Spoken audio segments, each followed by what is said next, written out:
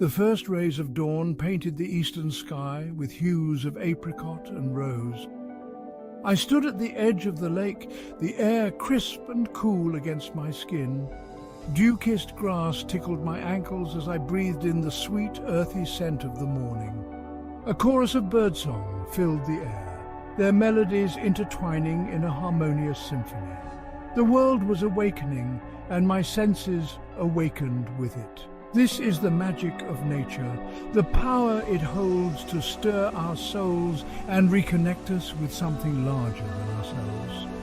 As I stood there, mesmerized by the play of light on the water, I felt a profound sense of peace wash over me. The worries and stresses of everyday life seemed to melt away, replaced by a sense of awe and wonder.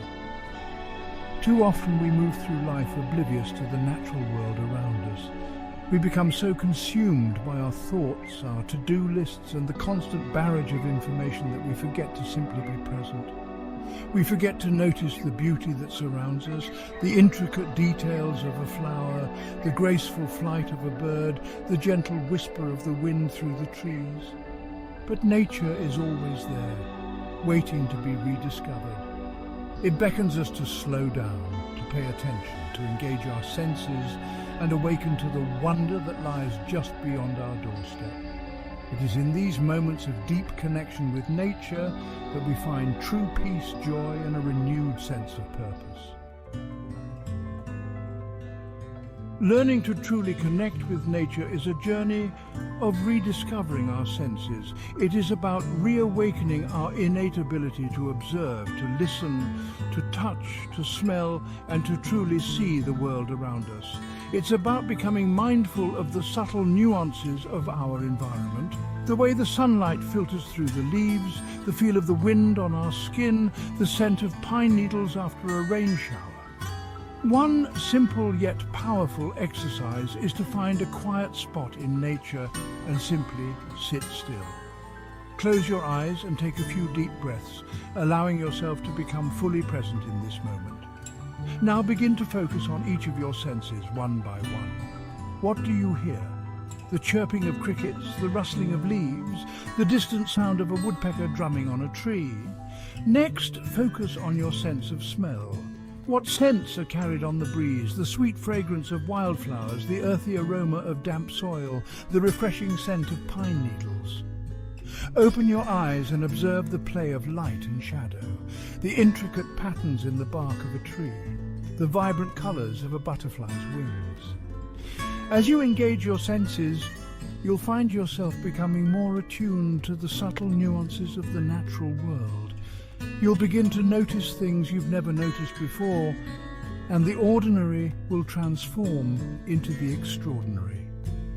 This practice of mindful observation is not only deeply grounding, but also cultivates a sense of wonder and appreciation for the natural world.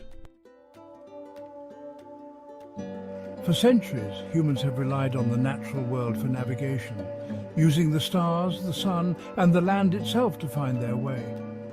Learning to navigate by natural cues is not only a practical skill, but also a deeply enriching experience that connects us to the rhythms of the earth and the wisdom of our ancestors. One of the simplest ways to orient yourself in nature is by using the sun. In the northern hemisphere, the sun rises in the east and sets in the west. By observing the position of the sun in the sky, you can get a general sense of direction. You can also use your shadow as a guide. In the morning, your shadow will point west. At noon, it will be directly beneath you, and in the afternoon, it will point east. At night, the stars become our celestial compass. The North Star, Polaris, has been used by navigators for centuries to find true north. To locate Polaris, find the constellation Ursa Major, also known as the Big Dipper. The two stars at the end of the Big Dipper's cup point directly to Polaris. Once you've located Polaris, you can determine the other cardinal directions. Beyond the sun and stars, the natural world offers a wealth of clues for navigation. Observe the growth patterns of trees. In the northern hemisphere, trees typically have more branches and foliage on their southern side due to greater sun exposure.